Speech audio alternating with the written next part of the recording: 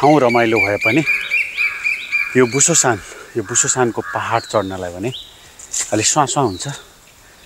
अब हामी कहिलेकाहीँ मात्रै पहाड चढिन्छ, त्यही भएर यो चाहिँ एक प्रकारको एउटा ट्रेकिङ नै हुन्छ। यो चाहिँ यो पुरै यो डाँडामा धेरैवटा हिँड्ने बाटोहरू बनाएको छ, घोरेटो बाटो, राम्रो बाटोहरू पनि छ।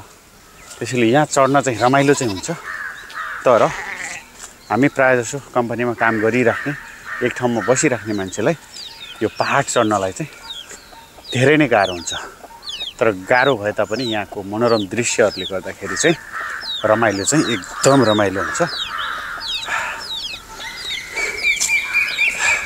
सजिलो चाहिँ छैन,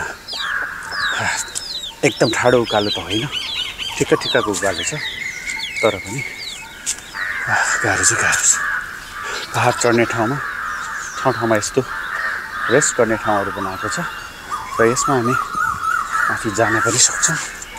र यसमा सायद जुत्ता खोल्नुपर्छ लेखिएको छ। यसमा चाहिँ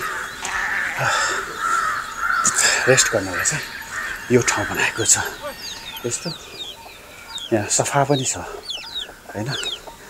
यहाँ मजाले कलाकृतिहरू पनि देख्न सकिन्छ भने यहाँबाट परको भ्यूहरू पनि देख्न सकिन्छ। यो ठाउँबाट यो रेस्ट गर्ने यो ठाउँबाट चाहिँ हामीले तलतिर यो चाहिँ पुरै रेस्ट गर्ने ठाउँबाट देखिने मनोरम दृश्यहरू हो। चारैतिर रातो भइसकेको छ हैन। यो चाहिँ झर्ने क्रममा छ, तर झर्दा झर्दै पनि एकदम आनन्दको दृश्यहरू पनि देख्न सकिन्छ।